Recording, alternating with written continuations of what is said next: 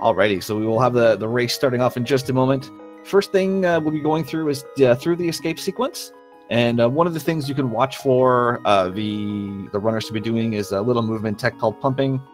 Pumping is essentially, because of the way Link's animation works while he walks, if you mash perpendicular to the direction you're walking when Link is traveling up or to the left, you can pick up some free movement frames. And if you want a more technical explanation of how it works, like I said, use our buddy Helpasaur King, !pumping. I'm just getting the runners resynced up here.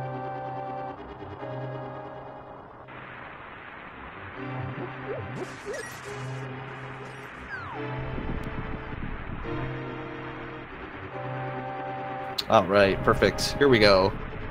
So we'll be going up here. We'll be grabbing our sword off of Uncle here. Sword obviously will be extremely important for combat moving through. And then we'll be able to see a little better moving through the actual escape sequence itself. You'll be able to see the runners moving at slight diagonals when they're going mostly straight, either up or to the left, and that will be the indication of them doing some little pumping tricks.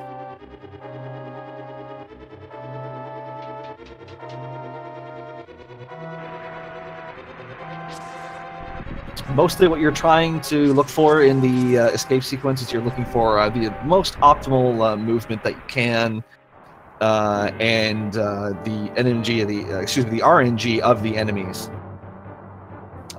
What patterns you get out of the soldiers can really affect how you get through here, and then an even greater piece of RNG from the enemies will be the rats later on. She'll start getting a little bit of a tough pattern there, but that little damage boost at the end actually probably helping out a little bit. Keeping our runners mostly in sync here. Oh, so you can see two different strats here on the first blue guard. Fricker, unfortunately, not getting the strat there. So ideally what you want to try to do is sort of pin that guard against the statue so you can double tap him with your spin attack. The two ways to do it, the easier way is the way Chasseur did it, where you just face north and release your spin attack on the guard's right side. It's technically slightly faster to do what Fricker attempted to do there with the poke facing left. Unfortunately, mistimed the spin a little bit and had to finish him off with some sword swings. And then going a little bit tit for tat right here, Chasseur unfortunately missing the spin on that poke spin strat there. Both runners off to a decent start, despite a slight miss on their blue guard strats there. Now we'll be moving on to the ball and chain guard. Definitely the most dangerous enemy in the escape sequence here. Both runners are going to go for the 8/ strat, trying to pin him against the wall here. And using the boomerang to pick up the key, that is actually a little faster than just manually grabbing it. Nicely done from both runners. If you're new to running the game and you're not comfortable with 8 slashes, grabbing one pot and finishing the guard off with 4 slashes is not an awful lot slower, so you can sort of warm yourself up on that before you go for the 8 slashes.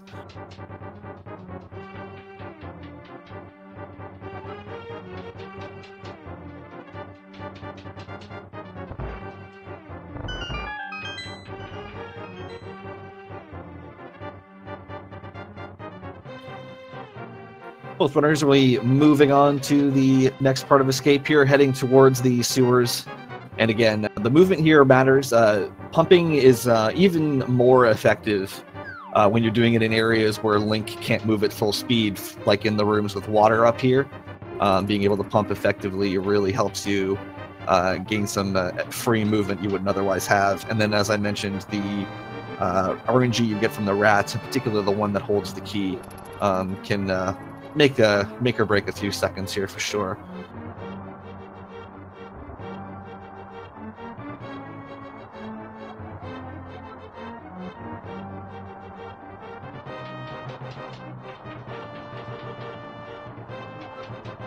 So this is the first place where the rat RNG will sort of matter in the first room here. You can get what I like to call the howitzer rats, who just fly in from off screen and hit you before you really have the chance to move out of the way. So hopefully our runners don't see that.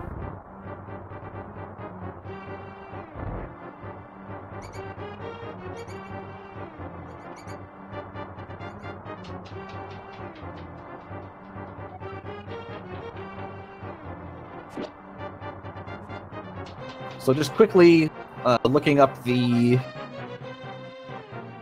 times for our two runners here. So Chaucer moved on. His best time in the tournament races was a 1:34.24. And Fricker's best time was a 1:27.26.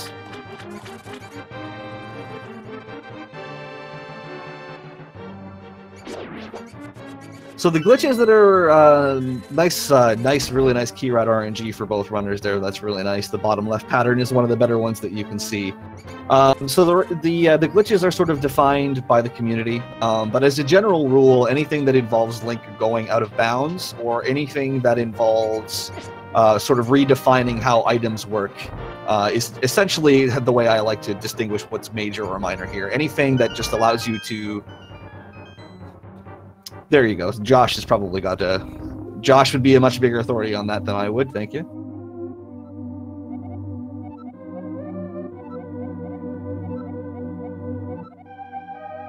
So I'm assuming we will see both runners pick up the Sanctuary Heart here. This is the first theoretical safety that you could skip in a race situation. I'm sure we'll be seeing most runners in this tournament pick this up. We have seen a few who have skipped it. Some of the really high-end runners have skipped it just because they're so used to doing so. But I imagine you'll still continue to see most people pick it up. Well, it is only one heart container. It just sort of happens that with the way the game and the route is laid out, that extra heart can really matter on some of the bosses in terms of how much damage they deal and how much life you're likely to run into them with. Helmasaur being the most obvious example. Going into full health on Helmasaur with and without the Sanctuary Heart means you can take 3 hits as opposed to 2.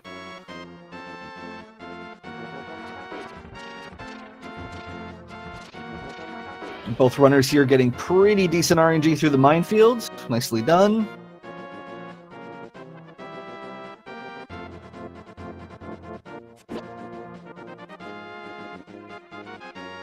Moving up here, we'll be probably making good use of the boomerang through these next few screens for stunning enemies. It actually uses fewer frames than stabbing the sword. Although you may see the runners, in order to collect rupees, you may see them opt to kill some Octorocks and Popos here and there. I'm just going to assume that both of these runners, based on their times, are probably going to be doing the rupee poultry route, in which case you do need to pick up about 10 random rupees, and Popos and Octorocks are definitely your best chances to get those.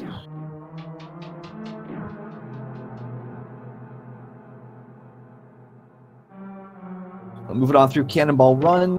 A neat little trick you can do in this next room here coming up on Fricker's End with the Stalfos. If you walk a particular pattern in the floor, you can actually move the Stalfos spawn points either into the wall or into that pot so that you only have to deal with 2 of them. Both runners getting it there, really nice. And then moving on to this dark room on the other end of the big chest.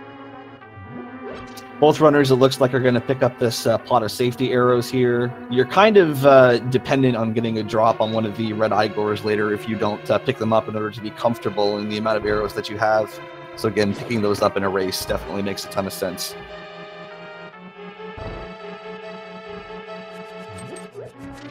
Oh, Fricker, unfortunately, just missing the angle on that boomerang shot there. Not a big deal.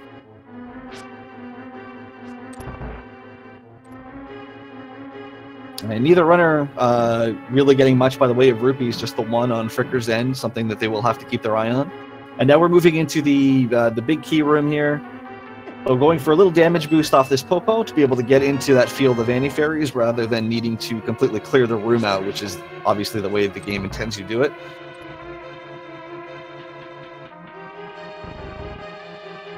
And we're moving on to pick up our bow.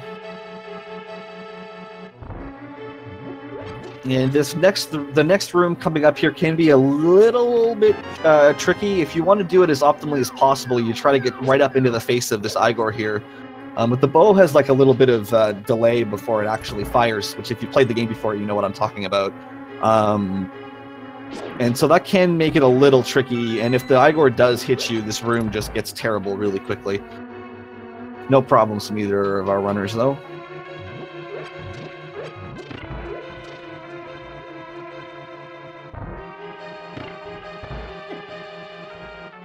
A little bit of a bop there from Fricker. Be a little bit more dangerous coming in here. Should still be fine with a heart and a half.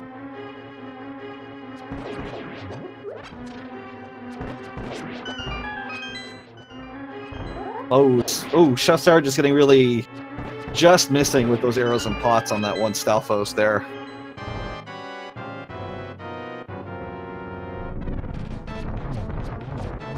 I'm not getting a arrow drop there either. Very nice. Quick kill from Fricker on the Armos Knights there. Chasseur going for the same setup. Looks like he's going to nail it here as well. Very nice Eastern Palaces on both ends.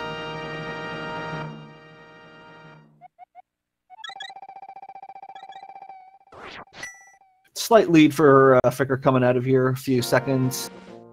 Also had a little bit better in terms of his arrows. Chasseur may opt to pick up one extra arrow drop right near Landmola's, depending on how comfortable he is with his arrow count heading into that fight. And now moving on to one of the better, more fun items in the game here, the Pegasus Boots. Not only do they allow you just to move around so much quicker, but they're also really important for a lot of the minor glitches that the Japanese 1.0 version allows you to do. First one coming up right here being spin speed. So if you hit the dash button immediately after releasing a spin, you can put Link in a glitch state, and touching stairs or some kind of incline will actually allow you to maintain your dash speed even moving on non-dash angles, as you can see Chasseur doing right here. And it saves you a little bit of time, mostly in some overworld spots where you can take advantage of it. Most of them actually traveling to and from Eastern Palace here.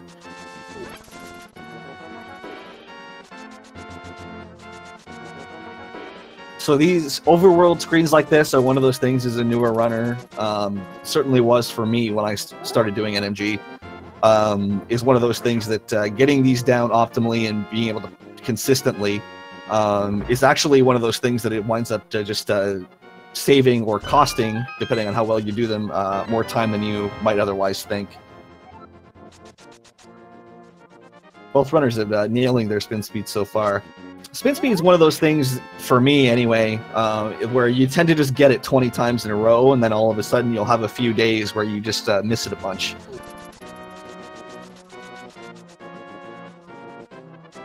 Oh, Chasseur there actually got it, but in order to set the speed up, you actually need to move in a pure cardinal direction off the stair or the ladder you're setting it up from. So I'm assuming what happened there is he was holding a very slight diagonal the first two times he tried to set it up, and then on the third time he sort of assumed he didn't get it, even though he did. Obviously, just a couple of seconds, if that, in terms of time loss there, but that is the name of the game here. No major mistakes. Those are the kinds of things that add up really quickly in a heavily movement optimized game like this one. Speaking of which, you can see Fricker doing a menu buffer there. So when you can, because you need to menu in order to be able to switch your items, if it's possible, you would like to be able to time your menus at the end of dashes so that you can maximize your dash distance and more accurately control where you're stopping. Again, one of those things that's just a minor save, but you wind up having the opportunity to do it so often, it winds up becoming very, very helpful.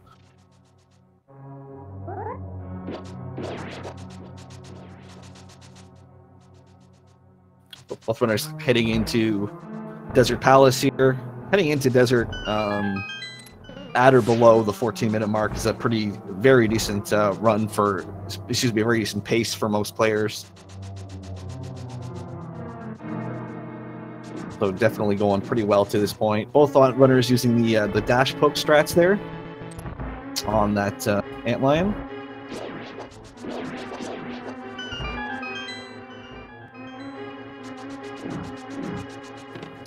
So moving into the cannonball room, it's mostly just RNG on when the cannonballs fire. You can use the audio cue from the cannonball sound, though, to sort of judge when you need to dash. Chaucer also doing the proven Andy strats of mashing the book, which obviously makes you go faster.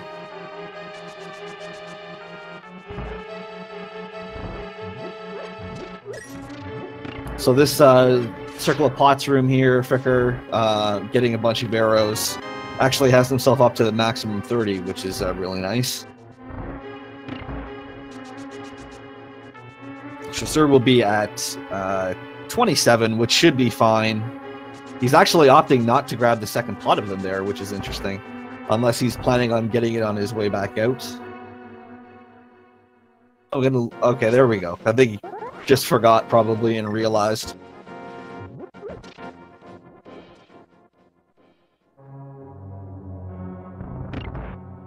And you could see on Fricker's screen there that that upward and then the sort of staggered movement to the right to push that switch. That's essentially what you're going for when you try to do the pumping technique that I mentioned way back in Escape. Now that we have boots, we'll be pumping a lot less. There is very few opportunities where it's worth doing.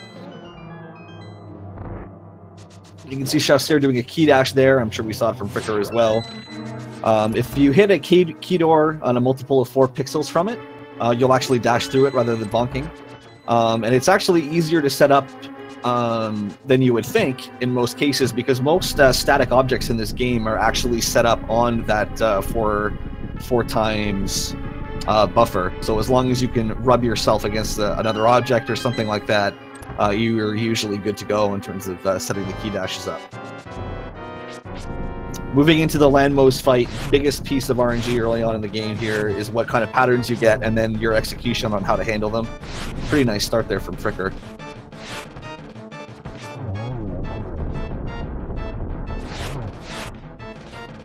Oh, some unfortunate short hops there for him. Let's see what Chaucer gets.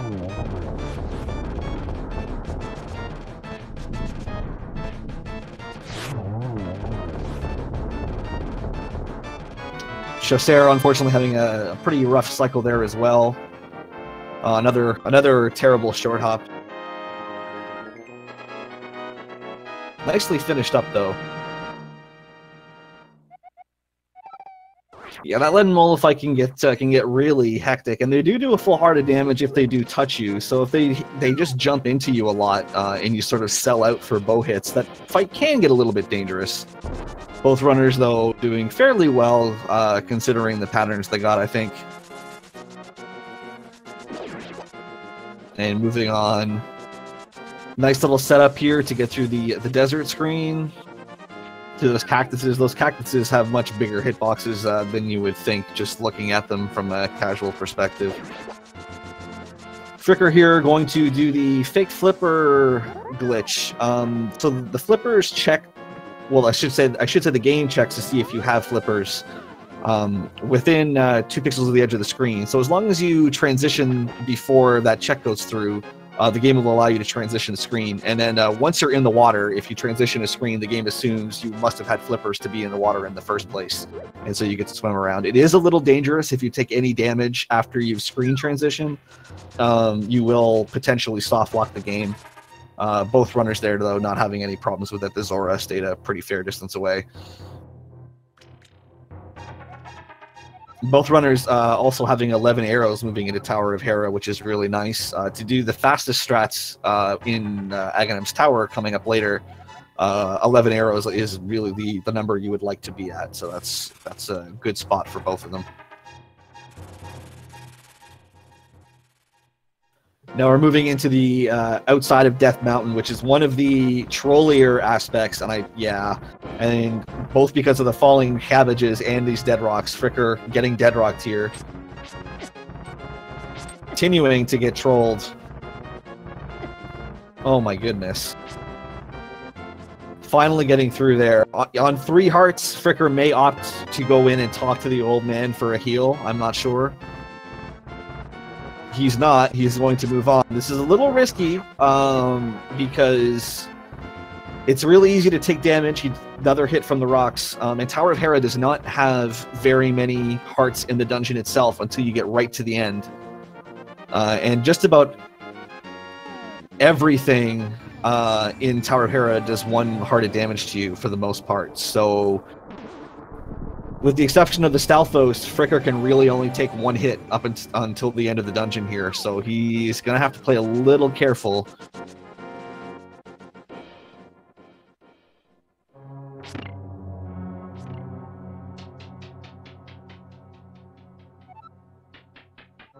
So grab this small key and mirror.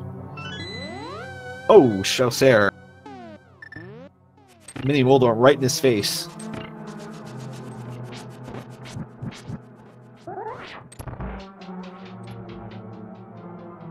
And we're synced entry into the tile room here.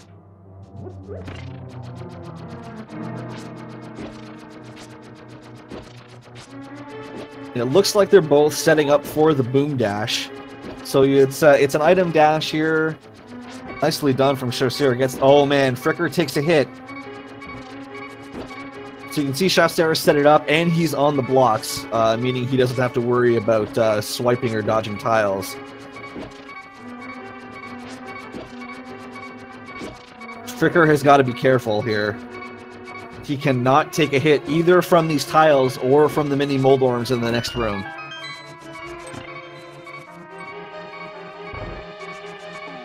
Oh, man. Oh! He gets through. I wonder if he'll take the Death Warp here. He will not. He is going to mirror.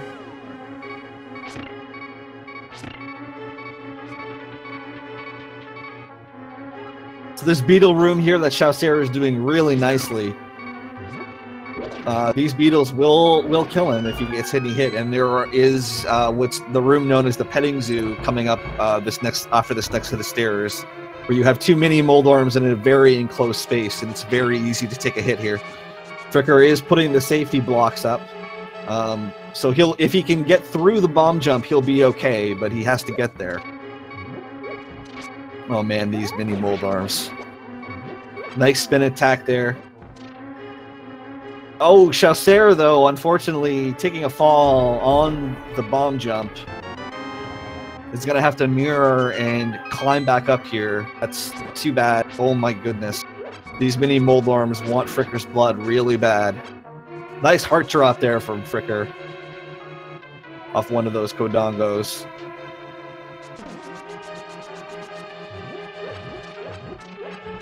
So what of a turn of events. Fricker going into Tower of Hera on very low health and managing to get through it, and Chaucer, unfortunately, then taking that fall on the bomb jump.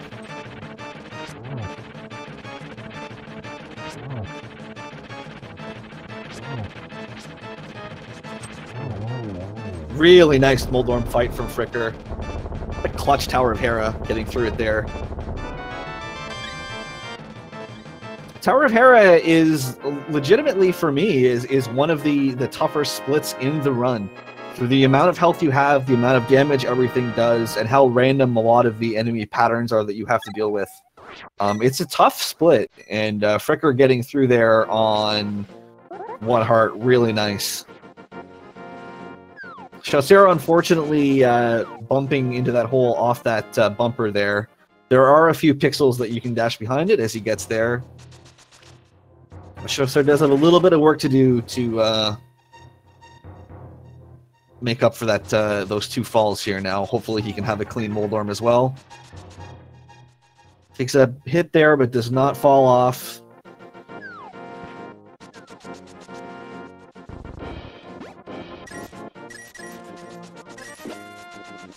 Alright, Chaucer getting through Moldorm, no problem.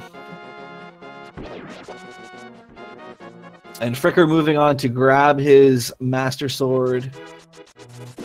Both runners did not grab the Hassel's Rupee, so they are doing Rupee Poultry strats here. So you can see that Fricker had pulled those blue rupees from the tree. He's going to kill 4 enemies without taking any damage, hopefully. And that will allow him to pull red rupees from the tree in the Lost Woods here, and that should give him everything he needs to complete Kiki's extortionist demands. Chaucer also has 12 rupees right now, so he should also be fine, assuming he gets the rupee route down. Even if you do have something happen, like a guard or a bomb spawn under a bush and hit you, there are a few backup pull trees you can do, and if the worst absolutely happens, you can always mirror back to Sahasrarla's hut on your way to pod.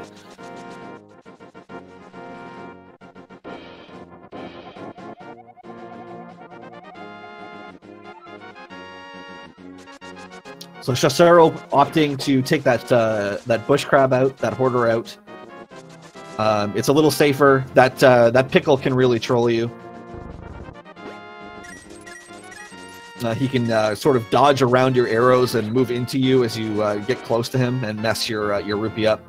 Shasero getting that guard spawn under the bush, thankfully managed to dash right through it.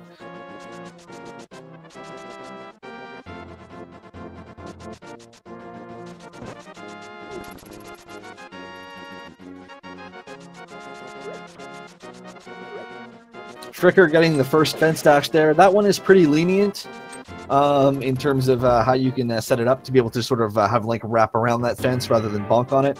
If either of our runners manage to get the one in Village of Outcasts a little later, we'll get a little more hype for that.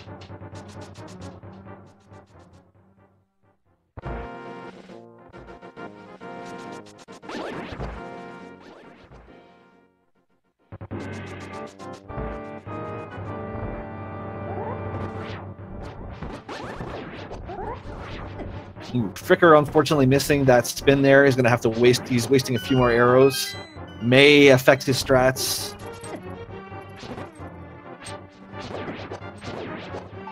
Later on.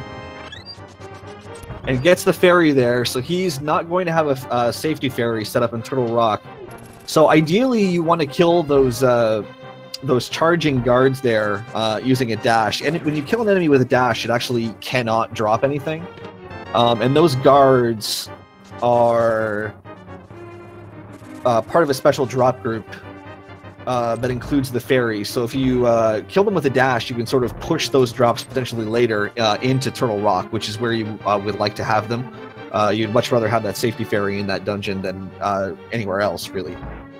So not having it there, we'll see if that winds up mattering in about an hour or so.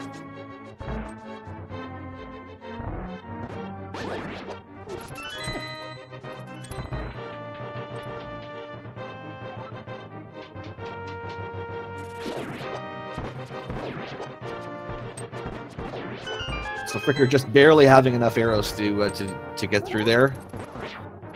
Presumably, since he used the slash on the second ball and chain guard the first room, he was keeping tabs on that, so good on him. And a really nice circle of pots room, even with the bad RNG there. That guard on the right moving to the left is what you don't want to see ideally. But time that boomerang throw to stun him out of the way so that he could still throw a pot at the one in the center that you want to kill.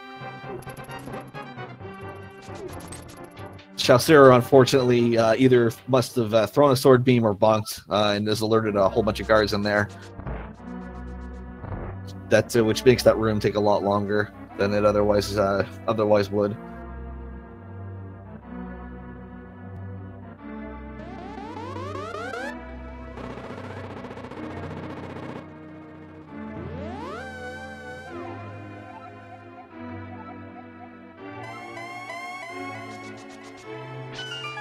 And moving into the biggest piece of RNG in the run, Aghanim. So Aghanim's first attack on every cycle will always be one of the reflectable yellow balls. The last attack in every 5 cycle will always be a shot of lightning. The 3 in the middle are a 50-50 on a reflectable ball or one of the blue balls. And Fricker promptly starting with 2 blue balls here.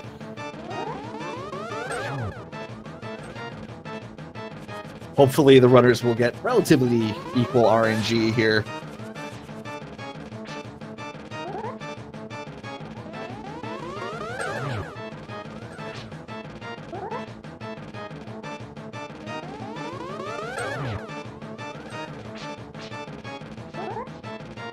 So we can get... So it looks like we're going to be on... There's another blow. So one more. Should just be one more lightning cycle here for Fricker. Probably 3 blue balls, I think, which was the average. I didn't notice one in the other cycle. Yeah, so 3 blue balls total. So we'll see if Chaucer gets to make up any time here, or if he's going to have more than that.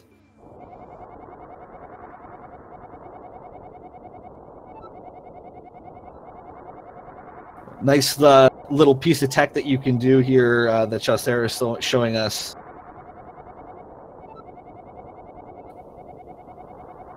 Is that with Aghanim, while there's not a whole lot you can do in terms of speeding him up, one thing you can do is try to knock him closer towards the center of the room,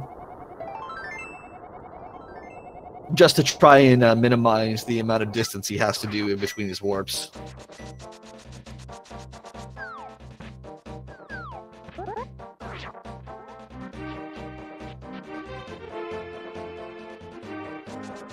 So I think that's the first blue ball for Chaucer there.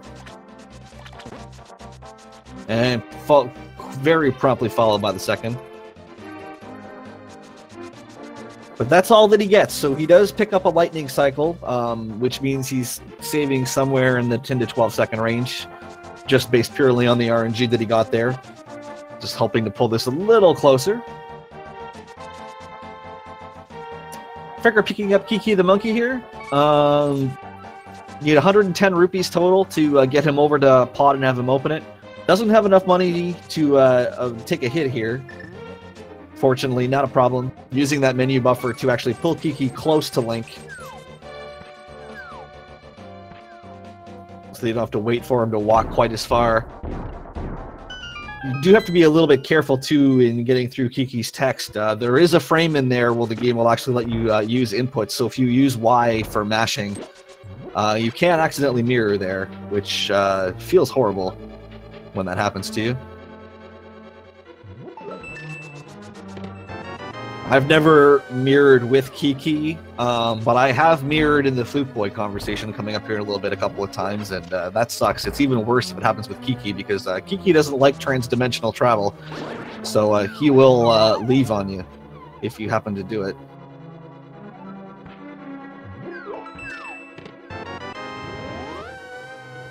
So the runner's heading into Palace of Darkness. Lots of mirroring to get through the dungeon as quickly as possible. Fricker's going to be picking up the big key here, and then he will be setting up the second bomb jump in the run, and almost certainly the most difficult bomb jump that allows you to get over to the hammer without having to go all the way through the dark maze like you normally would have to. It's it requires 2 pixel-perfect placements on the y-axis. You generally get 2 free pause buffers because you want to switch from the mirror to bombs, then bombs back to mirror. So you will generally use those there as 2 free buffers to see where Link is lined up, so that make sure you have it right.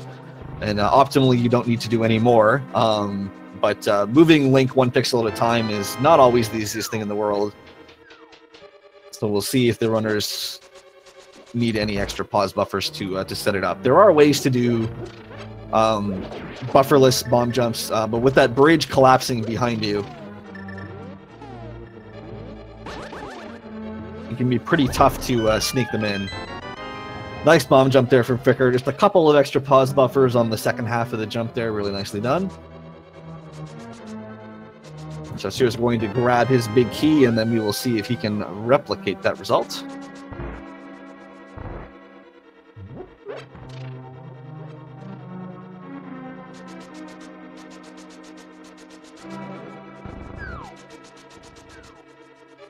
Fricker now heading down towards Helmasaur, heading into what's been dubbed the sexy statue room. It's sort of possible to have Link sort of travel around the corner of the statue without ever actually stopping pushing it. Fricker, slight pause there, but still shows gives you an idea of what you're going for there. Chaucer, unfortunately, forgetting to flip. Oh no, sorry. Chaucer's losing to his hammer. Yeah, my dad.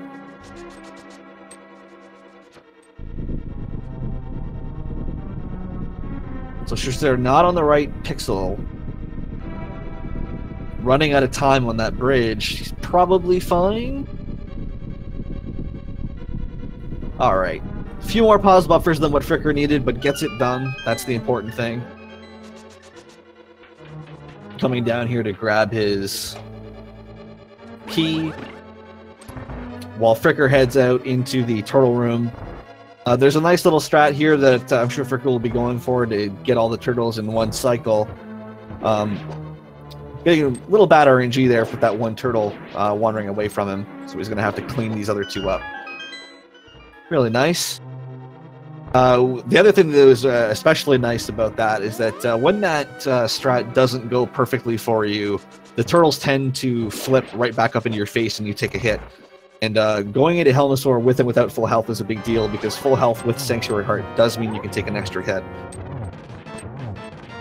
So 17 hammer hits to break the mask, and either 4 sword spins or hammer hits to get through the second phase. Holding your sword out here makes this a little safer. There's a little more lag, and you tend to recoil off Helmasaur a little bit further. But if Helmasaur moves into you, the sword can help you sort of deflect it and not really take hits. Fricker being careful here. Fricker's going for hammer strikes on the head. Really nicely done there at the end. Holding the sword out like that also gives the hammer the same hitbox that the sword does, which means you need to be a little, well, not a little, you can be much less precise in terms of where you need to be to actually be able to hit Helmasaur with your hammer there.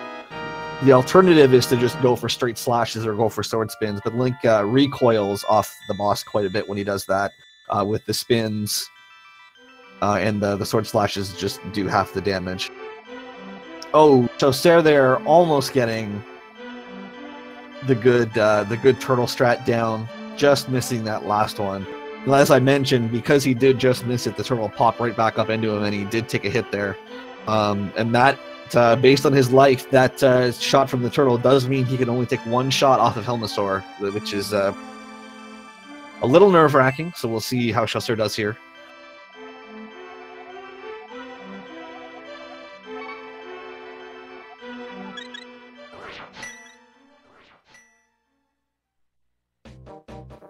Nice first phase, lucky with no fireballs there. Nice release of the spin with Helmasaur coming right at him. Nicely done. One bop right there at the end going for the last hit. But if you're going to do a low health, or low percent if you want to put it that way, Helmasaur, that's really nicely handled from his end.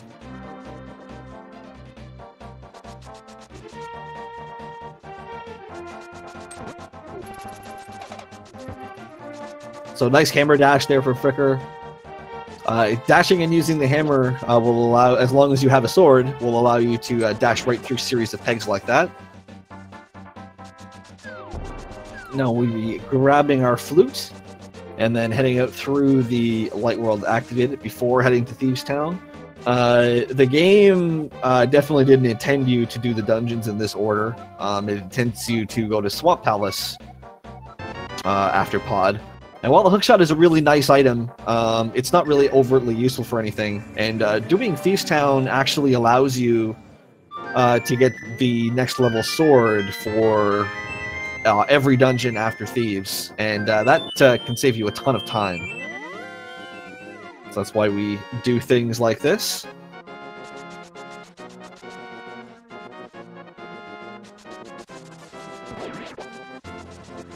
So Fricker's moving into the library screen here. After you kill Aghanim, our good old buddy Usain Bolt spawns here. He's a red guard that is incredibly fast. Getting that spin speed there basically makes him a non-issue. He can, even with the speed, he still can sort of pin you against the wall a little bit there if you get really unlucky. But going into that screen without the spin speed, Usain Bolt is just in your face, and it's really hard to charge up your dash speed without him hitting you.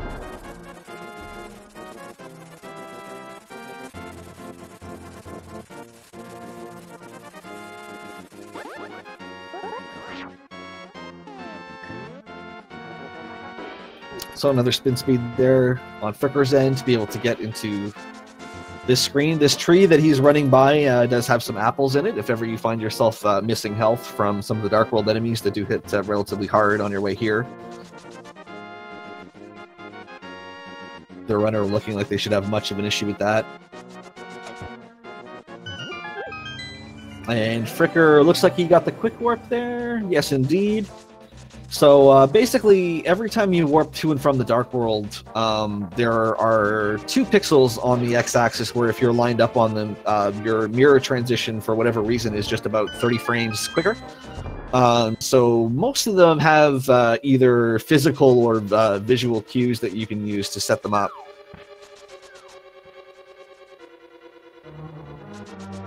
And that one there for Skull Woods, if you approach the warp tile from the west side, you can get on the quick warp pixel there. Chaucer having a bit of problems with that spin speed to get around Usain Bolt. He obviously did not want to deal with him without having that spin speed.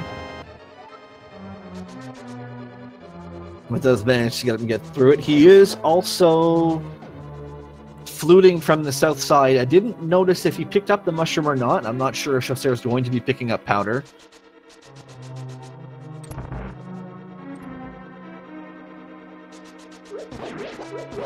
And it looks like he is. So, powder is one of the... Oh, accidental misflute there. That's really unfortunate. Misfluting is about... I think it's about 15 seconds or so. But powder is one of the...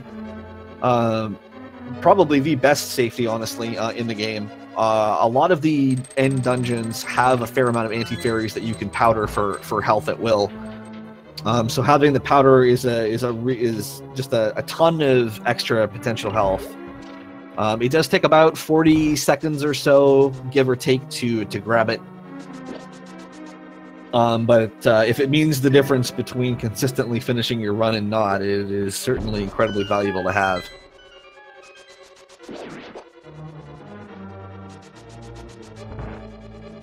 So that is an extra time sink that Chaucer does have that Fricker doesn't. However, if that powder means that Fricker dies somewhere and Chaucer doesn't, then that is an instantaneous time gain for him. So we'll have to see how that plays out as the race goes on. Definitely are some very time-consuming places you can die, especially on some of the bosses like Cold Stare and Vitreous for sure.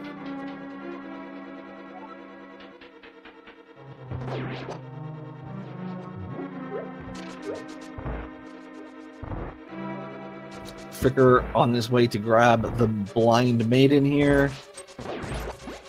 who will become our boss. Oh, unfortunate bop from that guinea there on Chaucer.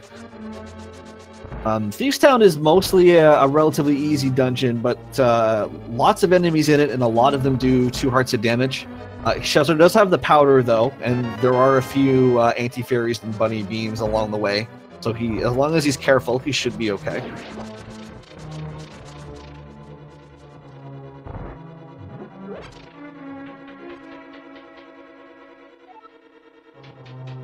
Fricker now is moving over into the blind fight. So even though this fight seems really random, if you handle it the same way every time, it's actually scripted and will perform the same way every time. So we'll see if Fricker can nail the script here. Oh, unfortunately, just missing with that poke. So he's going to be off script here. Let's see if he can improvise this out. He does still have a fair amount of health. He should be fine. There we go. No big deal. Ooh, Chaucer just 1 pixel too far to the left, I think, for the God Pixel there.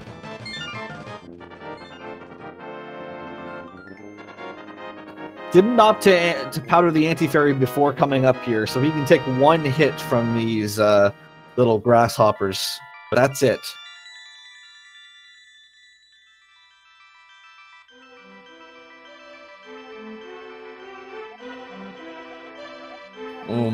Taking 1 there. Oh, man. That wanted a piece of him for sure. As long as he can get through these enemies here, he should be fine. He should be able to just powder the Anti-Fairy at the bottom of the stairs. Just has to avoid taking a hit from these spikes here now. Oh my goodness, he stopped his dash short there. He almost got hit. Patrick Starr is playing not nice. Gets his fairy though. He is in the clear, at least for now.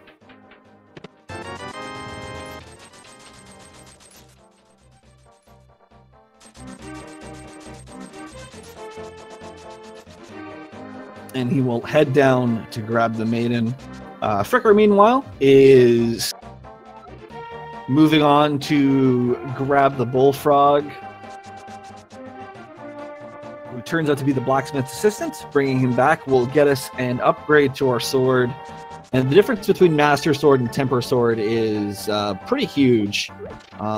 The extra damage that it does is the difference between 1 and 2 hitting a lot of enemies and a lot of bosses. So getting it as soon as possible is certainly really, really, really important.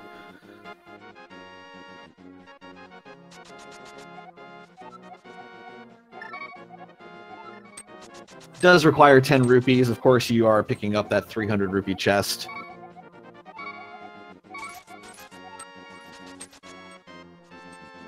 I think Fricker accidentally picked no on the sword there for a moment. So I had to go through with a little bit more text than usual.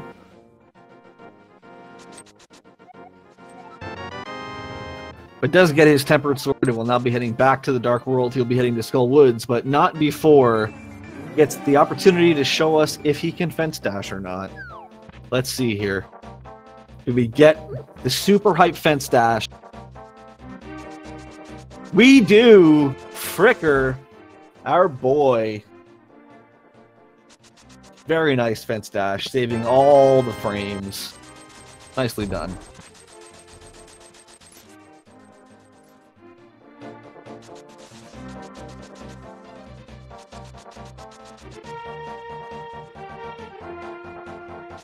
And now moving on to Skull Woods.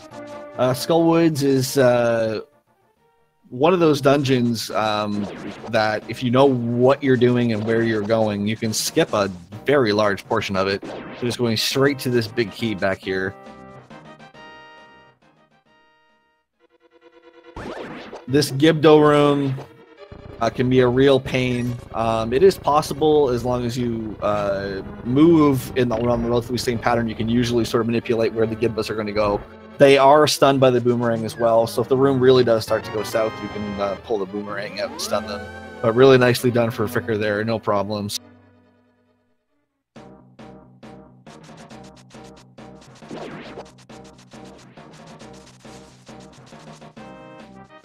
So Sarah goes to pick up his frog here. Fricker will complete another bomb jump to get to the fire rod. Really nicely done. The bonks off the walls there sort of increase the distance you can be from the holes and still make those bomb jumps successfully.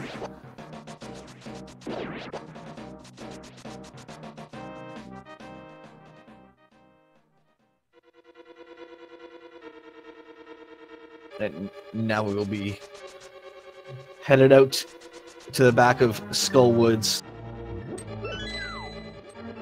And the back of Skull Woods is one of those areas where pure execution in your rooms can make a huge difference. The Mummy Hellway can cost you a lot of health if it doesn't go well, or just be slow, which is also not good. See what strat Fricker chooses to employ here. I think Chaucer... Okay, he did get it. I thought Chaucer was going to bonk off the door there, but no, he was far enough north. And here you can knock this Gibdo into this spike, and it'll take gold sword level damage, actually, which allows you to take it out in 2 hits. Fricker immediately changing to the mirror. Oh, Chaucer didn't think he was going to get the fence dash, so we stopped it. Too bad.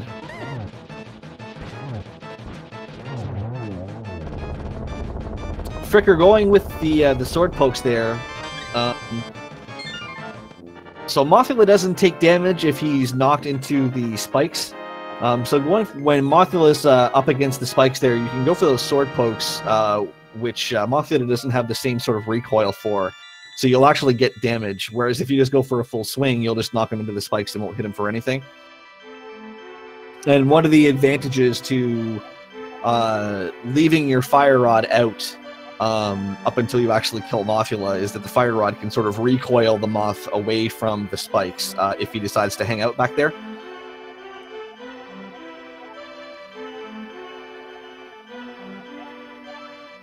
But if you don't have it, obviously that's not an option. And you can see what happens in the Gibdo room here on Chaucer's End when it doesn't go according to plan. The mummies like to get stuck in that statue in particular, and while they're half stuck in there, you can't hit them with your sword to get them out of there. So that it really sort of makes it just awful sometimes, quite honestly.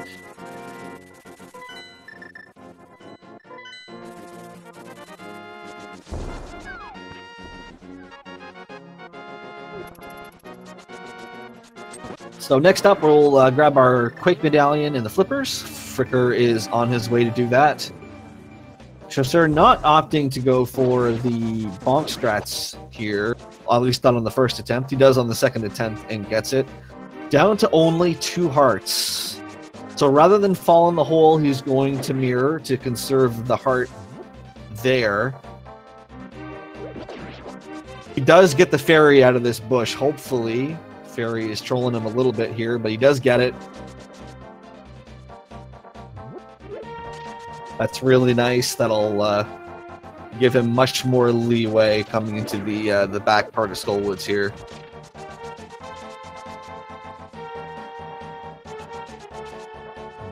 Just about anything that's reasonably going to hit you in this part of Skullwoods does do 2 hearts of damage, so only having 2 health is pretty scary.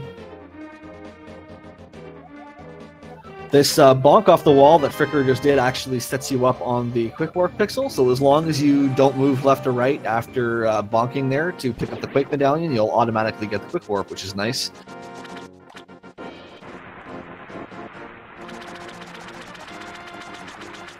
Fricker has taken a little bit of a little damage. I'm assuming that means that he lost the lottery on that jumping monster there on the way to Catfish. So he did kill a crab there, trying to get a heart drop.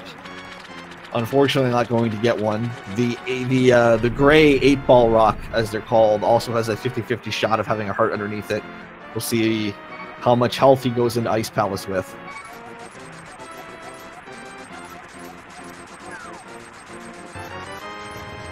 You do take sort of a few really nice Mothula fight there from Chaucer, really nice.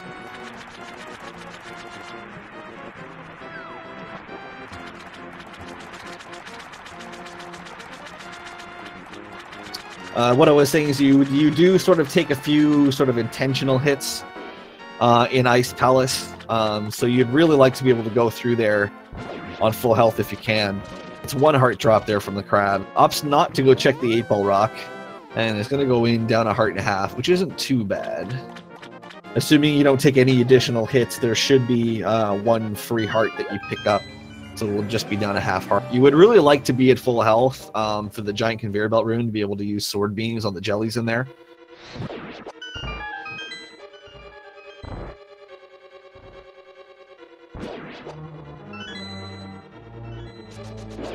And having sword beams for this room as well for when the jellies electrify themselves is also nice.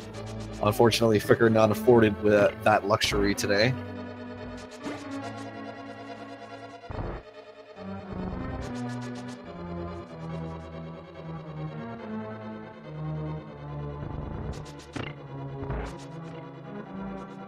Fricker's built himself about a dungeon or so lead here, assuming no errors. Fricker will probably be finishing up Ice Palace at about the time Chaucer enters it, I would think.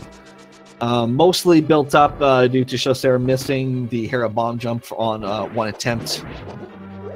Chaucer opting to pick up the powder while Fricker is not, and just some overall just slightly better execution by Fricker in most areas, although Fricker did have a really rough overworld Death Mountain sequence.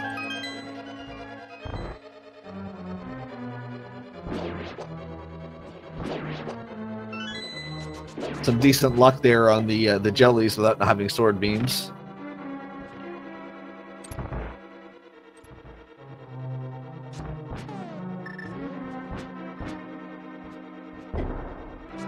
Fricker gets the bomb jump set up there, really nice. Gets the hammer dash. It's about as quick as you can possibly do that room. Really nicely done.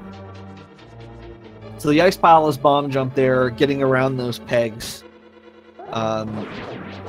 basically saves like just a ton of time in this run.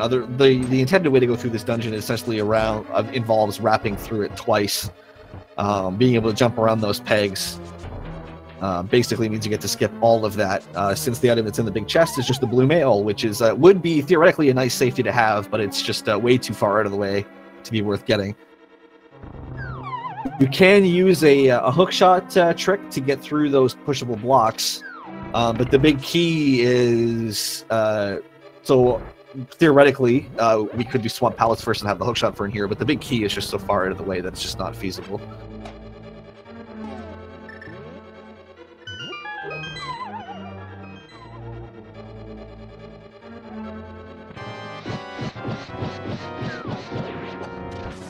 Alright, so Fricker getting into the Cold Stare fight here, and he's going to go for the double dash, double spin. Very nice. That is the optimal strat on Cold Stare. Charging up your dash allows your sword quote to actually do full damage, as opposed to just half damage. And so by doing those 2 hits in there and then getting the 2 spins in the corner, that just takes Cold Stare out completely. The alternate strat that a lot of other runners will do is just to slash Cold Stare 6 times and pushing all 3 puffs into the corner. And I would think that it will likely be the strat that we see Chaucer attempt. Cold Stare himself does hit for 4 hearts, and those falling ice cubes do hit for 2. So if you go into Cold Stare on low health, he can be immensely scary if anything goes wrong. Fricker, even though he went into Ice Palace on less than full health, managed to conserve his health really nicely throughout the course of the dungeon itself, and was never in doubt there. Oh, Fricker misses the duck though. You do save a few frames if you dash into the duck, rather than just stand there waiting for him, which is what Fricker was doing. Unfortunately, if you don't do it 100% correctly, it is possible to just dash right through him. And I'm not sure if that's what happened, or it was because he rubbed against the rock, if that rub just pushed him just far enough out of the duck's way. I didn't catch which one of the 2 things happened, but losing a few seconds there. Chaucer, I believe, actually missed on his first bomb for the bombable hut in Village of Outcasts, so recognizing that, opts to pick up an extra bomb off those Stalfos Knights. He's obviously used to having 3 coming in here, which is totally fine. Unable to set the bomb jump up on the first attempt. Looks like he looks good there to me. And he's just going to wait this fire bar out.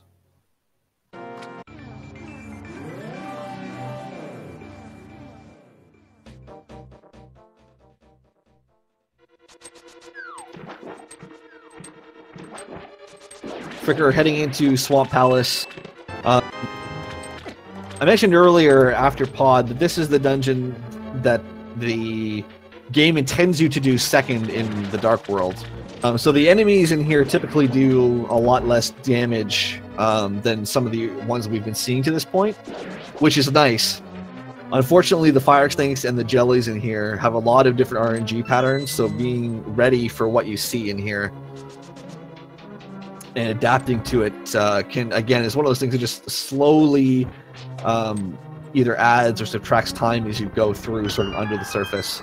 And it's doubly exacerbated in Swamp Palace because a lot of the rooms have water in them, which we mentioned earlier. The water slows you down, and so anything in terms of optimizing your movement matters just that extra little bit more.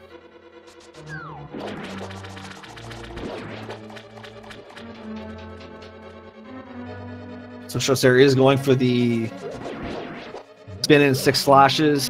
Takes 1 hit from the ice pellets there. Does get within 1 shottable range, but does finish Cold Stare off really nicely. And we'll be moving on.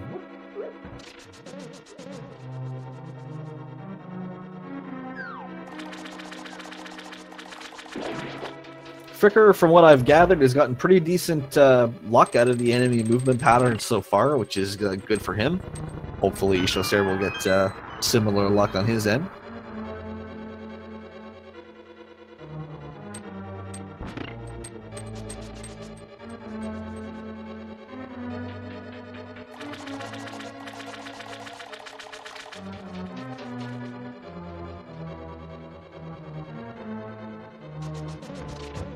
Nice hammer dash there for Fricker. And we'll see if Chausser opts to get his Ether Medallion and Ice Rod now, or if he is waiting until after Ice Palace. The fastest strat is to do it after Swamp Palace, just because having the hook shot allows you to do a little bit of extra movement tech to save a little bit of time. However, out of Swamp Palace, Mire, and Turtle Rock, which are really the options. Well, you need Ether before Mire, but you can hold off on the Ice Rod until before Turtle Rock. If you're going to take damage from overworld sources before heading into a dungeon, you would like it to be before Swamp, which is why a lot of runners opt to grab those items before then. But Chausser is also going to wait until after Swamp Palace.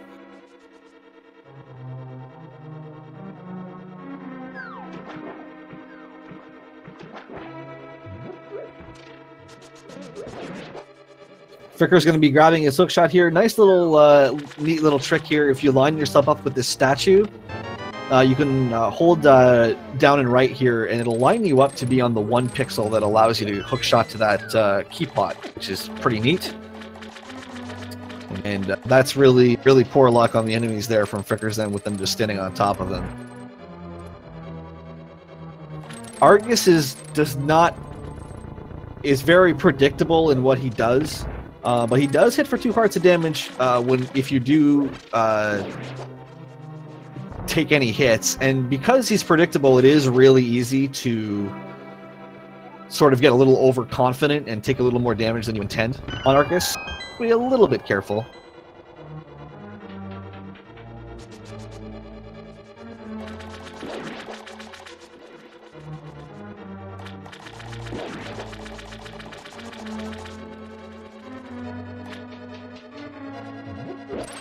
Chausser moving through. I did mention earlier that most static objects are lined up 4 pixels away from door, if it allows you to key dash through them. He bonked on that door though. I wasn't sure if he lined up against those pots or not, but that actually won't work in the water rooms because Link's movement is slowed in them, so he doesn't move 4 pixels at a time like he normally does. So you really can't set anything up for key dashes in any of these water rooms here in Swamp. Looks like Fricker was actually going for the 0 cycle Argus. No, Fricker somehow managing to avoid getting hit there in the left corner.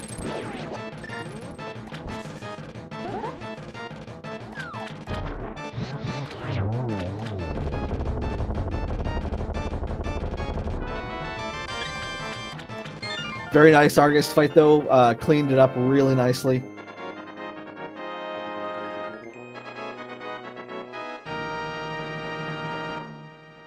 Using the nice quick kill on the second form there of shooting 2 fire rod shots and being able to get the spin off before Argus was able to jump back up off the ground using the recoil from the fire rod really nicely.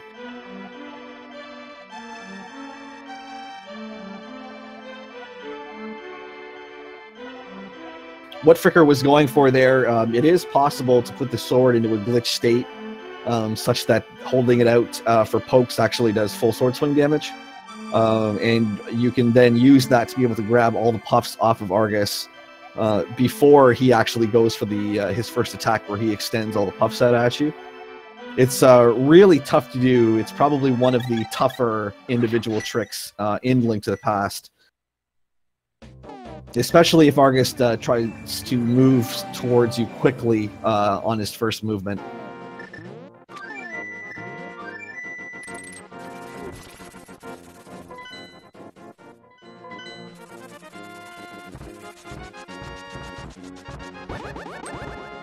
So Fricker's going to get his shopping, what's known as the shopping trip done. Not actually going to be buying anything, but the really nice dodge on the rock there. I'm going to grab his Ether Medallion and presumably his Ice Rod after this. Ooh, taking the hit from that Tektite there, unfortunately. Most runners really like to be at full health going into Misery Mire. The second room in Misery Mire is made a lot easier with sword beams. However, the 4 bushes at the cardinal directions outside that warp have a very high chance at dropping hearts. Fricker getting one there, so that's very nice.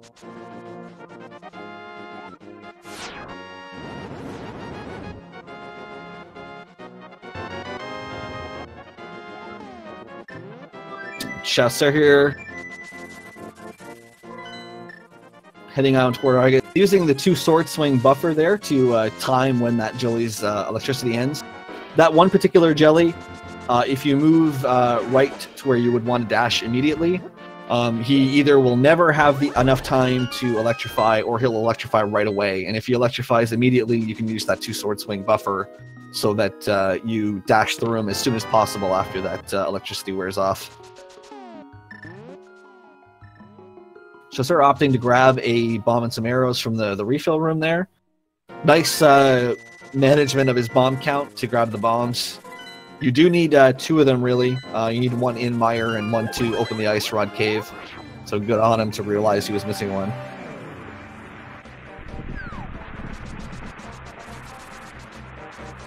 You can see Shosser opting for the more standard Argus fight. Because Fricker missed the 0 cycle, honestly, this will be just about as fast as Fricker's, as long as he can get the quick kill on the second phase here, which he does. Really nicely done. Fricker giving us the bird carry as opposed to the bird toss, carrying the frozen murder dactyl into Mire and having it disappear into the aether. And you're seeing Mire 2 here. Very, very nice room. Mire 2, one of the more fun rooms to do well in the run, in my opinion. That's a really nice one there from Fricker.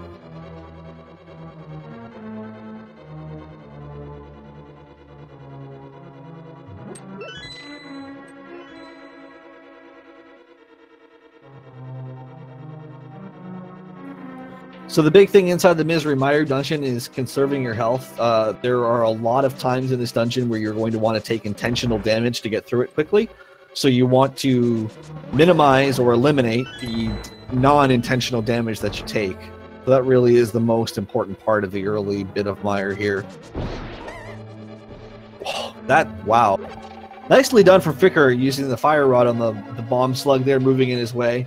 Actually managed to kill both the slug and explode the bomb, whereas if you go for a sword swing, he would have just exploded the bomb right in his face right there. Very nice little bit of game knowledge there from Fricker's end.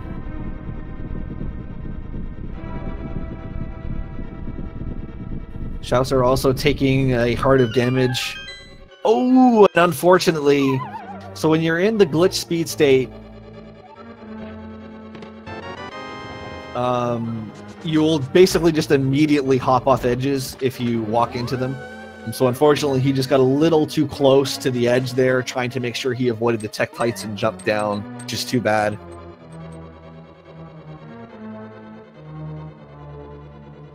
So judging by the timer, I'm assuming Fricker was at about a 107 to 108 on the torch lighting there, which means you usually look at about 20 minutes from the Mire torches to finish the game, which means he's somewhere in the 128 to 129 pace most likely for him, which is a really nice run.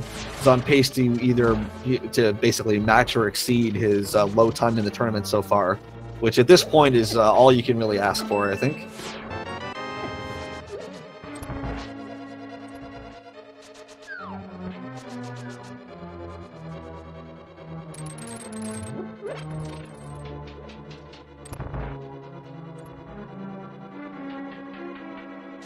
Moving into these Dark Mire rooms. Again, just trying to minimize damage here. The fireball spitters in these rooms, they fire quicker than you really give them credit for if you don't really realize it. So it can be easy if you're just a little bit slow to take on damage you don't want to take here. But no problems here for Fricker, just moving really well. Really nice cane dash there to hit that torch. Dropping that extra bomb, using your last bomb on this crack here, gives you a free menu to the fire rod, which is allows you to hit that switch a little bit quicker. We'll see if Shusser gives us a bird toss or a bird carry here.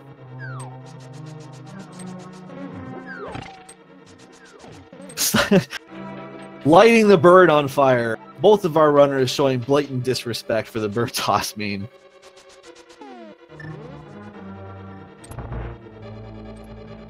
Fricker moving into the Vitreous fight, so you definitely want to try to tank some damage from the goop on the floor here to be able to move into the eyes. Really nice. Gonna get the 0 cycle on Vitreous. Oh, other than the miss menu there, he was intending on menuing to the mirror. Basically, other than the miss menu, basically a perfect Vitreous.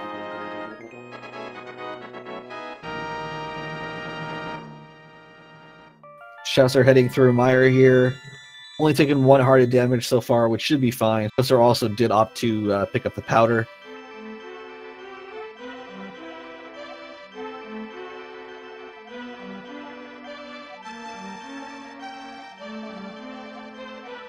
So we'll get an idea what kind of pace Chausser is on here at the torches.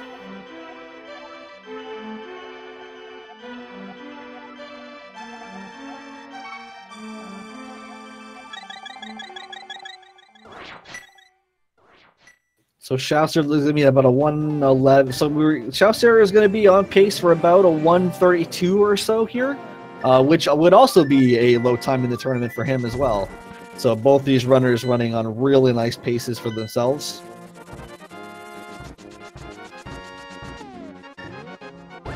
There's just been so many people over the course of this tournament who have just improved so quickly. Nice from Fricker. So Fricker, using the hook shot there to continually tap Dead Rock away from him.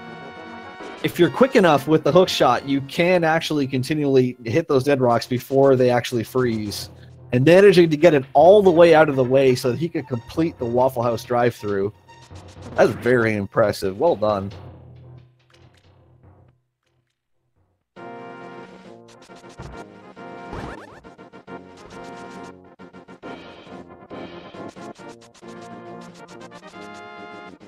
So that should be it for Fricker having to deal with Dead Rocks in this seed after they cost him a number of time, oh sorry, quite a bit of time heading into Hera for the first time. Deals with them really well here on this trip.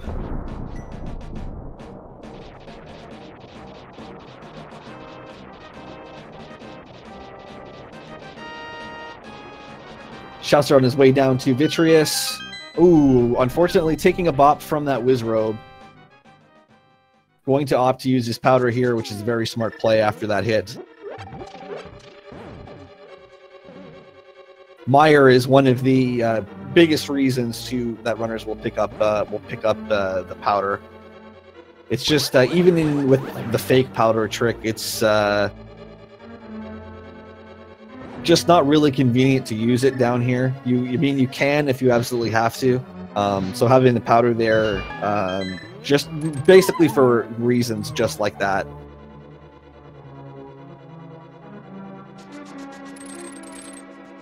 So Fricker into Turtle Rock,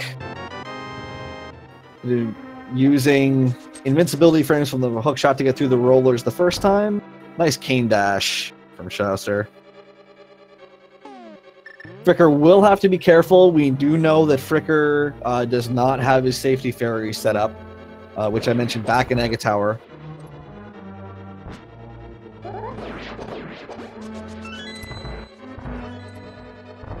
So we'll have to be careful. All these chain chomps and pokies all do 4 hearts worth of damage if you take any hits. Really nice chain chomp room from Fricker. So as long as he deals with the pokies reasonably well here, he should be fine. Chausser using his safety powder on this last anti-fairy here to make sure he's going into Vitreous on full health.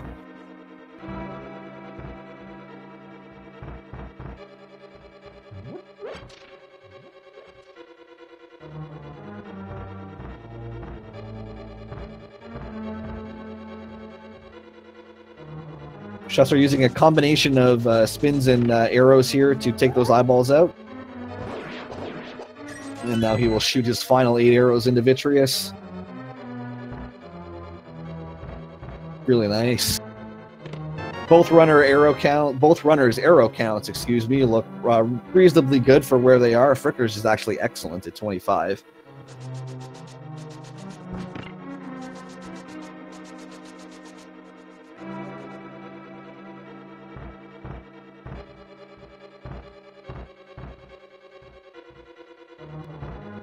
Fricker moving on to the double poking room here. Let's see what kind of RNG he gets from these movements.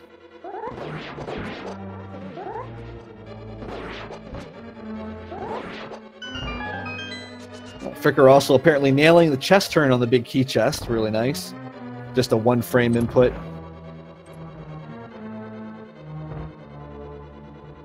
And Fricker has just been playing supremely well basically since Tower of Hera. Had some struggles on the Death Mountain overworld, but basically since then has just been playing really, really nicely. Definitely has a strong chance to put up a new low time in the tournament for himself.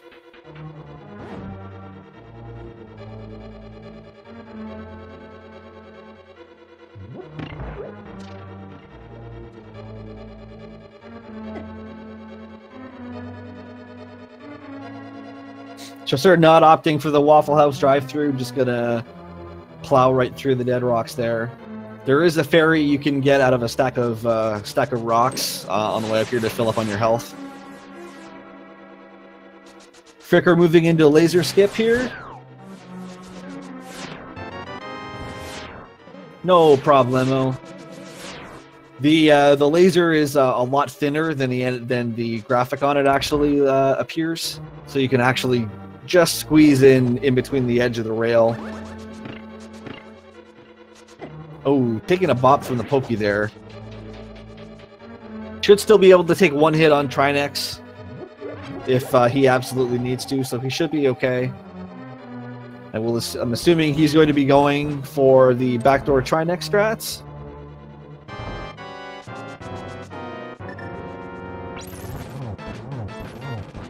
So by going back here, you can sort of secure yourself only getting one attack from the main head. It is possible to only get one attack just doing Trinex from the front, but it's a little bit dependent on what RNG the ice head gives you.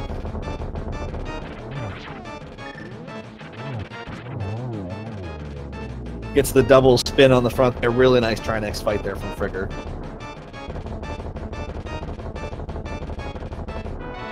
So maintaining his about one dungeon lead or so with Chasseur entering Turtle Rock here.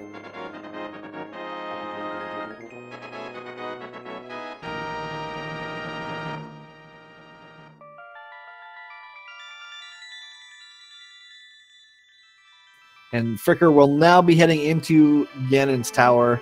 Ooh, Chasseur missing Fire Rod shot there. He should still have plenty of time to get through the door. Yeah, no big deal.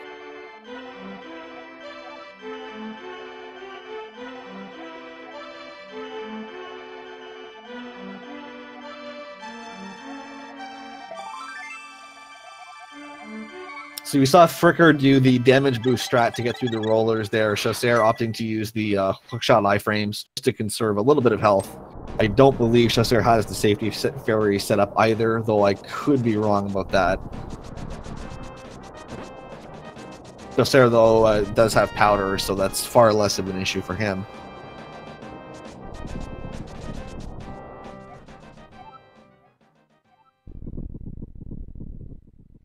Chasseur having a little bit of trouble in the chain chomp room here, taking a hit, using a little bit more magic than you would like. Oh man, one hit away. One hit from a pokey will cause a death for Chasseur here. He'll have to be a little careful. He's going to opt to powder the Sandy Fairy right here, which I think is pretty smart. Does use the rest of his magic, though. Hopefully he knows about the magic pots in the double pokey room. He will need a few Cane of Samaria blocks. Looks like he's just checking every pot, so he should be okay, assuming he does that in the double pokey room as well.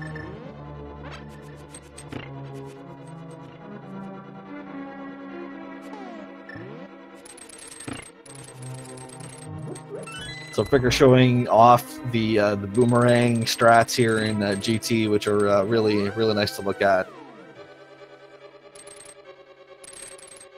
Just using the movement from the boomerang and the invincibility frames from the hook shot.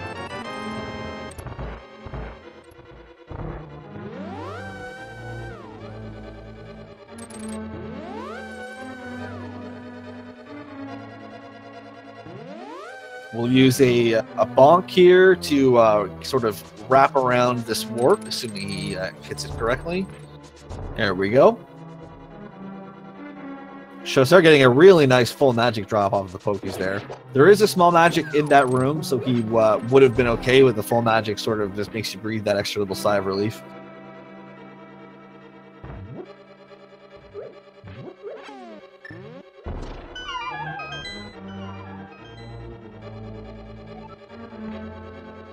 Setting up the Ice Armos fight here for Fricker. Using this bottom right strat, which is what most runners use, actually manages to get them running really quick.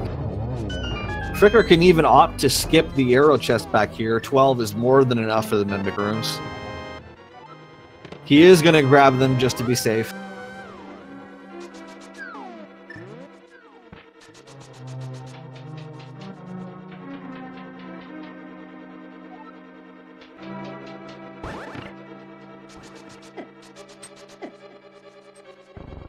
Now moving on into the Mimic Rooms, Chasseur moving on to Laser Skip.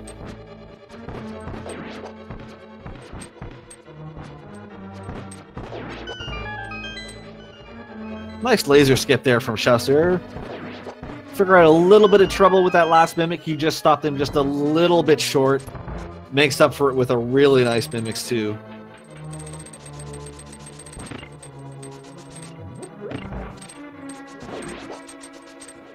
Manages to get through the spike dash there and no problem. We'll be moving up to the top part of Ganon's tower here. Into an area called the Gauntlet, which is a whole bunch of full kill rooms involving mostly Stalfos and those horse heads called those Zaxaxes. The enemies do have a lot of different potential RNG they can give you and where they choose to move to. And the arrows tend to lag the room a lot and are hard to hit, so it's largely sword strats. You will see runners pull out the fire rod every once in a while. Fricker is having a really, really nice gauntlet here, though.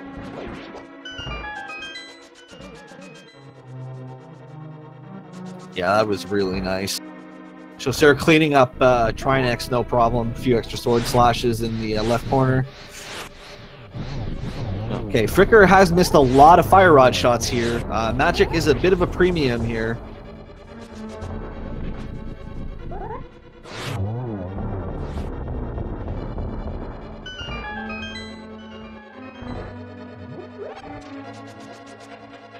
So optimally, you're going to have a couple of cane uses and then the lamp here.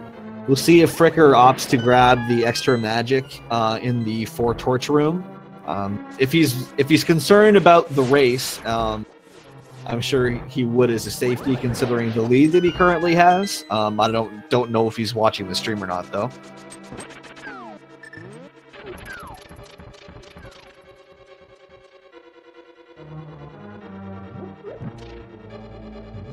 Not opting to.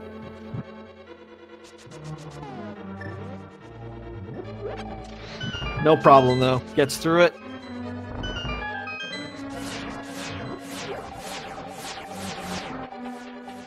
So if Fricker had fallen there and had the timer on the torches run out, I do believe he would have had to leave GT. Don't think he would have been able to accrue enough magic to do the room a second time. So that's always a little bit nerve-wracking, but Fricker, no problem, gets through it.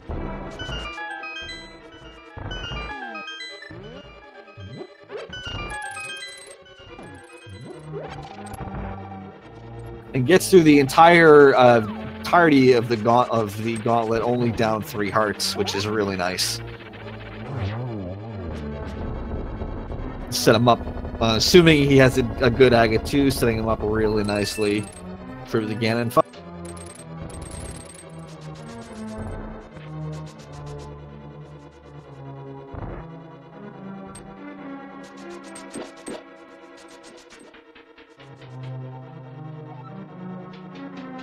And heading into the Geometry Wizard here, as he's known. Optimally can be done in 2 cycles, although that's pretty rare. Most runners, I think, would be totally fine with a 3 cycle. We'll see what Fricker gets. Only 1 hit on the first cycle.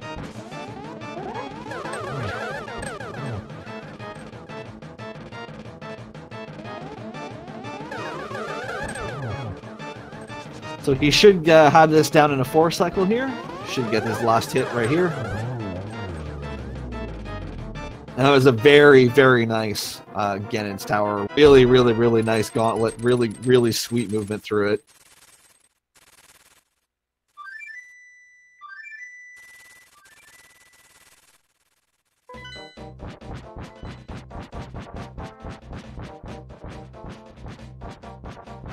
Chasseur here is moving on to Ice Armos. He should be fine for arrows. He can grab another 5 up here, should he so choose. 22 should be. He's going to grab this 5. Fricker in the Ganon fight. So you can 1-cycle Ganon. The trick you want to use is that one that Fricker just nailed right there, where you sort of use the hitbox either of Ganon himself or the spear to sort of get a double spin in on him. And Fricker opting for the dash strats here for this phase. Gets his 12 hits in, no problem.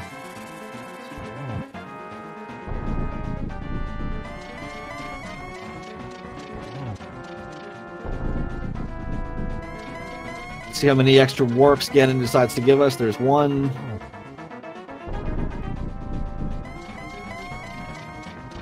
Just 1 extra warp from Ganon. Ganon playing nice today. Fricker getting that first spin. Gets the fire rod, the lamp glitch on the second fire rod shot. If you relight that lamp before the right one goes out, the right one never goes out. It allows you to conserve a lot of magic and freely use the fire rod here. And Silverless Ganon, there's a couple of frames before Ganon teleports where if you hit him with the sword, he will actually take damage. We use spin attacks, A, because they do more damage, and B, because the hitbox on them is so ridiculously long, it allows you to hit that 2-frame window very reliably. 12 spins in total will take Ganon out. Once you hit phase 4. That's a beautiful Ganon from Fricker.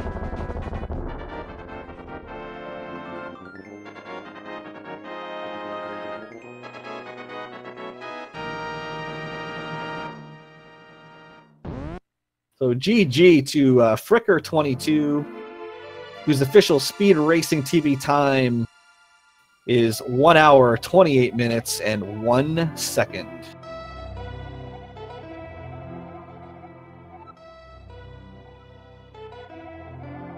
So a 128 flat, that's a new low time in the tournament, over a minute lower than Fricker's previous low time in the tournament.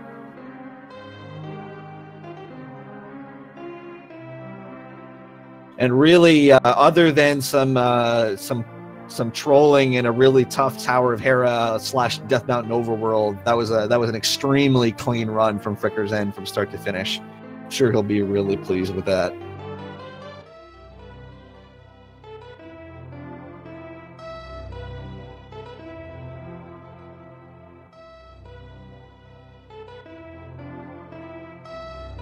Chasseur here heading into Land Molus 2.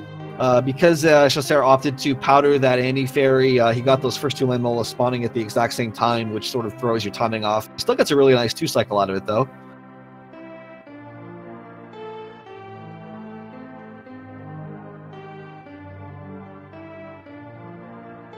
Chasseur also on pace here to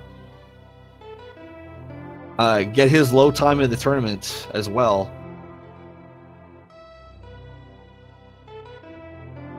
Assuming a good end of Ganon's Tower here and a good Ganon fight.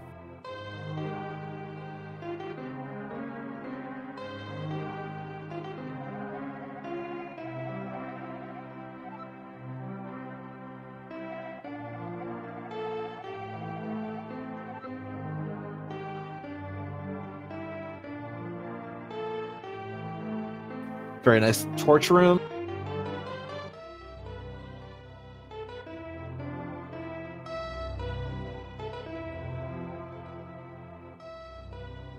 And up here, he can powder an anti-fairy to give himself full health, assuming minimal trolling from Moldorm. Going into Aga 2.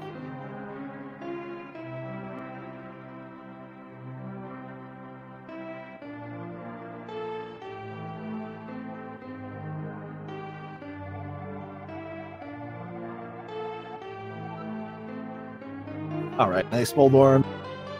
Using the strat to dash right through him. That can be a little bit risky because of the way Moldorm's hitbox works.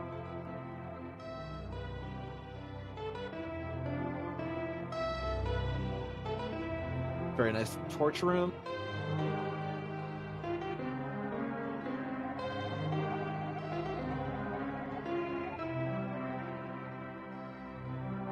And up here, he can powder an anti-fairy to give himself full health, assuming minimal trolling from Moldorm. Going into Aga 2. Sorry about the double audio there, boys and girls, if you're hearing it.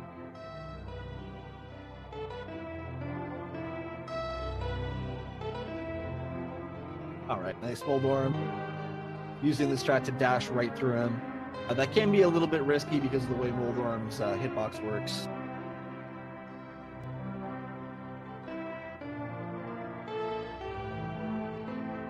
Very nice torch room. Chaucer heading into the Ganon fight here now. Chaucer's previous low time was 134 and some change. So we'll see if he can best that here. Should have a decent shot at it with a 1-in-1 Ganon.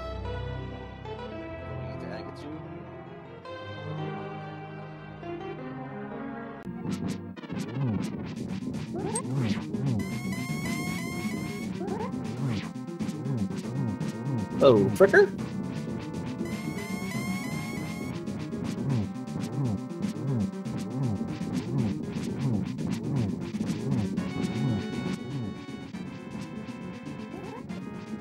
Sorry about the voice issues there.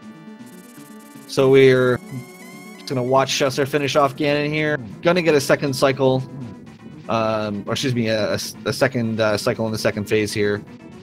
But should be good to finish it out from here. Taking a couple of bops. Got to be careful.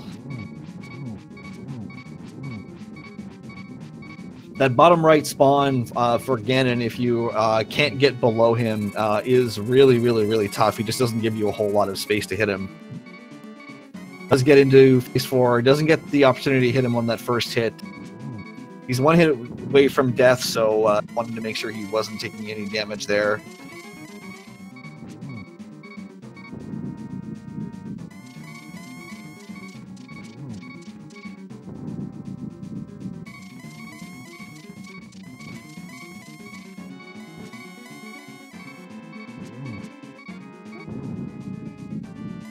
He gets the one extra spin there. He should be going for his torch glitch. He's going to opt for the lamp spam strats here. Wants to be safe, make sure he gets it. Without be trying to get in his 12 hits here. He cannot take a hit. He will have to get all 12 in.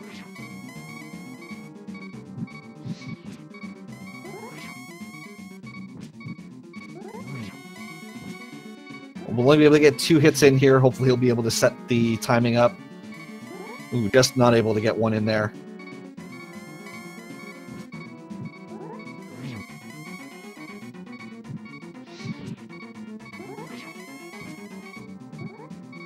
Just a touch late on setting up these torch glitches to be able to get 3 spins in per torch light. Hopefully he'll be able to set it up here on this one. Oh, just a little bit north, actually, I think. Just physically missed Ganon by just the tiniest little bit.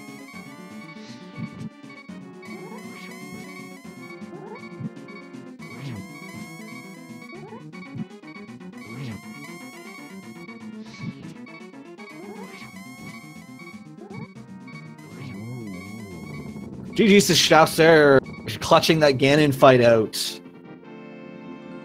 With only 1 hit left in the last couple of phases there.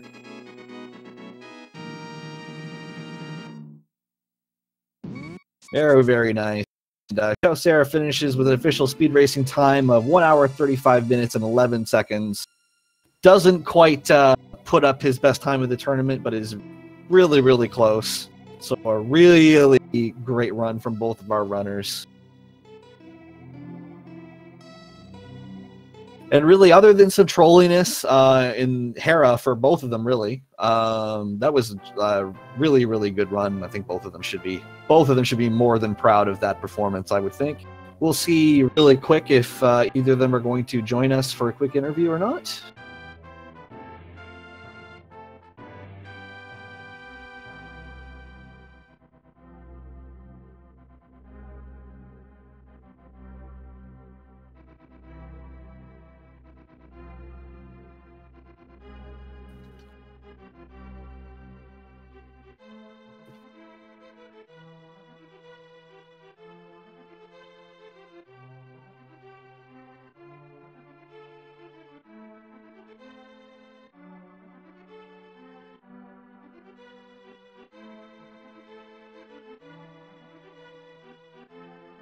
So really nicely done from both ends. Both runners had a couple of spots where they were low on health and managed to stick out some really tough spots. And we're now joined by Fricker22. GG Fricker on the race. Congratulations. Thank you. It was fun stuff. Yeah, it was good. That was overall, that was a really, really smooth run on from your part. The one thing I do want to ask you about, how fast is your heart beating doing Tower of Hera? It was pretty rough just because that mountain climb before Hera, my goodness. But yeah, one heart, and there was a couple of really close calls, so it was nerve-wracking for sure. Yeah, a couple of mini Moldorms who really wanted your blood there. The one leaving the bomb Hera jump, and the one, the last one tried to get you in the back, going towards the torch room for the big key too. Pretty close. Yeah, it was a very close call, that's for sure. I didn't want to take a death warp. I think the closest call on Hera was the close call getting big key. I thought he was gonna hit me, but I didn't want a death warp. I wanted to just go on and see if I could tough it out, and I guess it worked out. So. Yeah, no, it definitely did. It was a very, very impressive Hera once you actually managed to get in the tower. You got through it really, really nicely, really cleanly. And speaking of that, I mean, the rest of that run was just, I mean, pretty pristine, really, for the most part. I'm sure you were pleased with the rest of it. It was okay, I guess. There was a lot of stuff that stuck out to me that I didn't do right, but that's just, I'm kind of hard on myself anyway, and that's how I keep improving. But I'm not really sure what happened in Aga's Tower with the Golden Knights. That's the first time I've ever experienced that. But and then of course, the whole time I'm thinking, yeah, I'm not gonna have the fairy in T-Rock, so hopefully that goes okay. Yeah, yeah, did mention that, but didn't wind up being an issue. Turtle Rock was extremely clean. I mean, other than that one false start on the laser skip, I can't recall anything in Turtle Rock that was off. So that was really, really nice dungeon. Yeah, thank you. I think the only really notable thing for me was right at the end there, I felt like I was going to get hit by Ganon's bat as I was lining up for Torch Glitch. So I kind of tried to move away, and then I panicked, and I fired a few fire rod shots, and luckily I got it in time. But maybe I wouldn't have got hit by his bat, I'm not sure, but I felt like it was going to be really close. Yeah, well, you definitely handled it really well. Were you nervous at all about the magic after the Land Molus 2? I was a little nervous. No? Okay. No.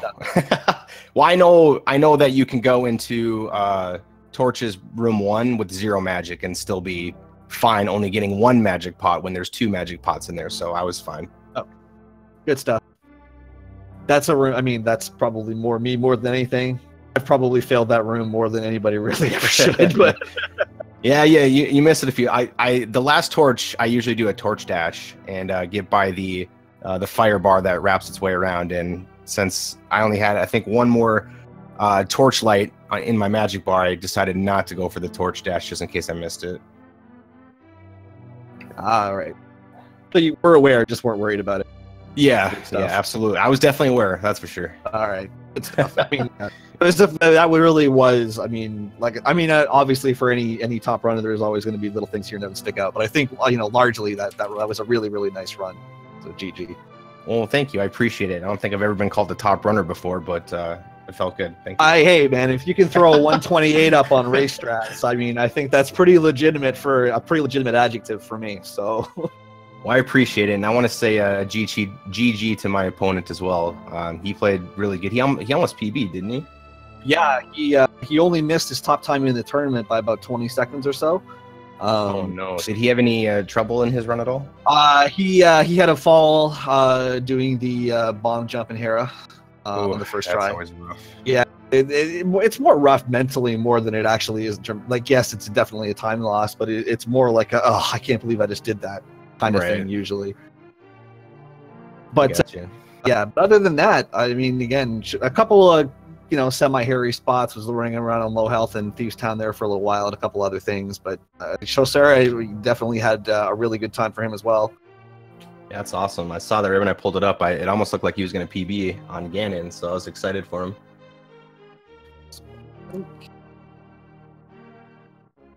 Shosera will join us just a second. Just going to get him into the room here.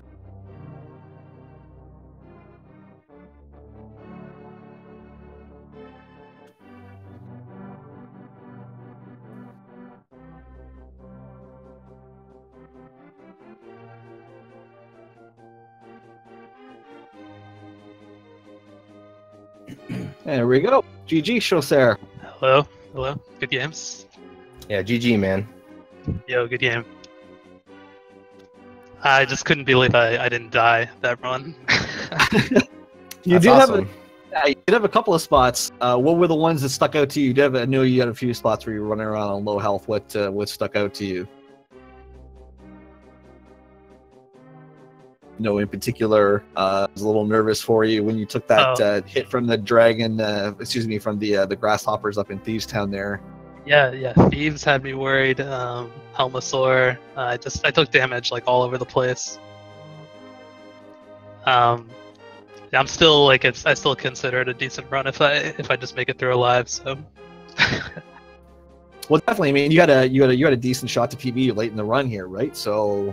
I mean, it's hard to complain about that. And despite taking a little bit of extra damage here and there, you still had some really good moments through there. Your Ice Palace in particular, I noticed was really nice. Yeah, actually, I managed to gold. I golded on Swamp Palace. I think because I had a really good Argus fight, which I don't usually do, and then I got a gold on Ganon's Tower. Nice. I said ice. I meant swamp. So that makes sense that you golded Swamp. It doesn't surprise me. It was a really nice Swamp Palace for sure. Again, in the ice with the successful Ice Palace bomb jump and no death to Cold Stare. Always good. Yeah, right. For sure. Well, congratulations to both of you. Fricker, you're moving on to face Zero Rush, who I did notice was in the audience watching. So what do you think about that matchup going on in the next round? Definitely nervous. Zero Rush is a really good player. He's gotten his time down considerably low very quickly. I know I've reached out to him a few times on a few splits. I'm like, how do you get that split so fast? So I'm definitely nervous. He's a 126 player, hands down, without a question. So it's going to be a very, very tough match for me. Yeah, that's when I was looking over really quickly looking over the matchups before the race here. I was like, man, this one could be a pretty good one between you two gentlemen. So everybody out there, be sure to want to check in for that one. And Shosera, are you going to continue with NMG on your own here? Are you going to push for the sub 130, or what's your plans with Link to the Past?